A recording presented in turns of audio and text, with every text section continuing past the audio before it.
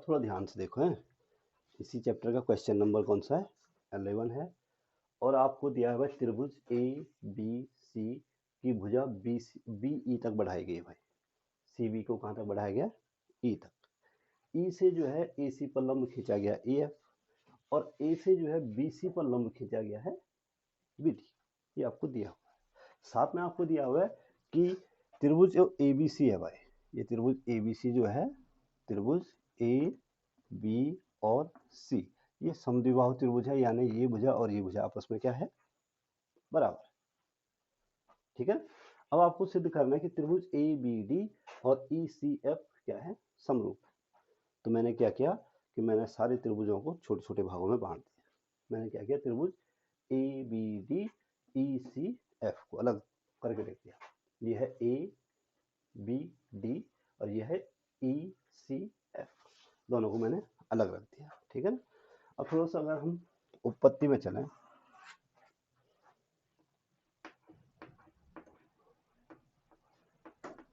अब थोड़ा ध्यान दो इस पे। ठीक है ना।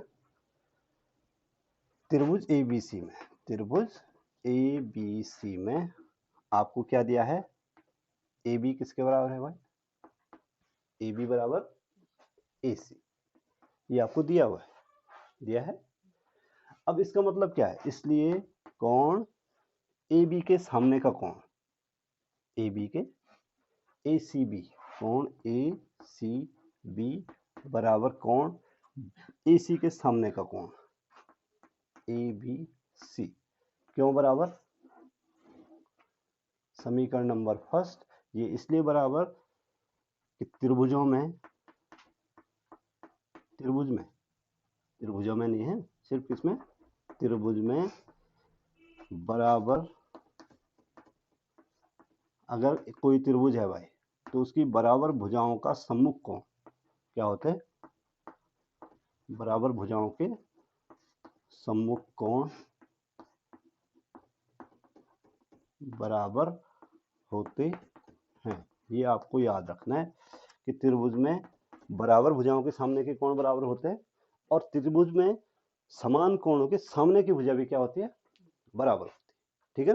देखो ये भुजा और ये भुजा बराबर है, तो इस भुजा के सामने का कोण, इस भुजा के सामने का कोण क्या है, सी, और इस भुजा के सामने का कोण क्या है, बी। तो ये दोनों कोण आपस में क्या होंगे, बराबर होंगे। बात समझ में आ गई, क्यों बराबर होंगे, त्रिभुज में बराबर भुजाओं के सम्मुख कोण क्या होते हैं, बराबर होते हैं। ठीक है।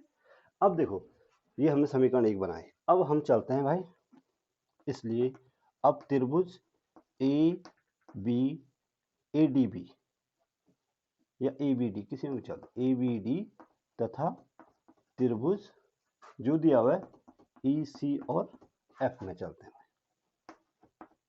ठीक है। कोण ए डी बी, कोण ए डी बी बराबर कोण ई एफ सी बराबर होंगे, क्यों, ये वाला और ये वाला बराबर, क्योंकि ये वाला 90, ये वाला भी प्रत्येक कितना डिग्री का, 90 डिग्री का कोण है। अब 90 डिग्री का कोण हो तो बराबर होगा ही होगा। ठीक है ना। अब मैं कह रहा हूं कोण ए बी डी, कोण ए बी डी बराबर कोण ई सी एफ, कोण ई सी एफ। मैं ये कह रहा हूं कि कोण ए बी डी और ई सी एफ आपस में बराबर है। मैंने कहा ये वाला कोण, ये वाला कोण और ये वाला कोण आपस में क्या है, क्यों बराबर, तो उससे क्या फर्क पड़ता है, अभी तो अंत कोण पूरे हुए नहीं। देखो कोण ए सी बी, कोण ए सी बी, ये वाला कोण, और ए बी सी कौन सा कोण, ठीक है। तो कोण ए सी बी को हम क्या पढ़ सकते हैं, कोण ए सी बी को हम पढ़ सकते हैं ई सी एफ। अगर हम ई सी एफ भी तो पढ़े तो इसी कोण की बात हो रही है ना, क्योंकि क्यों बराबर, क्योंकि कोण ई सी एफ, कोण ECF किसके बराबर है?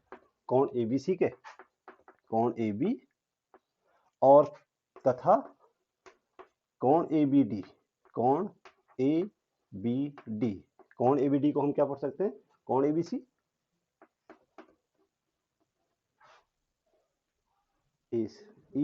ACB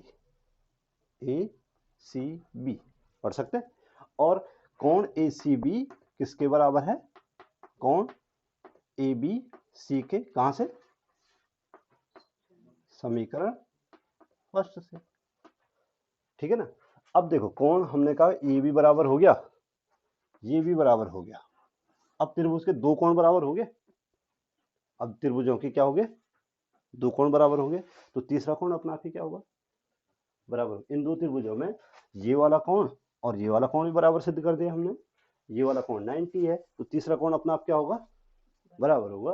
अब चूंकि त्रिभुज के तीनों कोणों का योग, तीनों कोणों का योग कितना डिग्री होता है? 180 डिग्री होता है। इसलिए आप कह सकते हैं कि कोण BAD किसके बराबर हो गया? CEF के। CE हो गया भाई, हो गया। अब ये एक कोण बराबर, दूसरा कोण बराबर, तीसरा कोण बराबर, तीन कोण बराबर हो गए। और जब तीन कोण बराबर हो गया, एक त्रिभुज के तीनों कोण दूसरे त्रिभुज के तीनों संगत कोणों के बराबर हो, तो त्रिभुज आपस में क्या होते हैं? समरूप होते हैं। इसलिए एंगल समरूपता से त्रिभुज ABD समरूप सिद्ध हो गया त्रिभुज ECF के। ECF हो गया और ये प्रूव्ड। ये क्या हो गया? आसान है क्यों? तो थोड़ा सा क्लू उठाने हैं। क्लू कहाँ से उठाया हमने? क्लू उठाया हमने कि दोनों भुजाएं बराबर हैं भाई। जब दो भुजाएं बराबर है, सम्मुख कोण क्या होंगे? बराबर होंगे। और इस प्रकार से हम ये सिद्ध कर सकते हैं।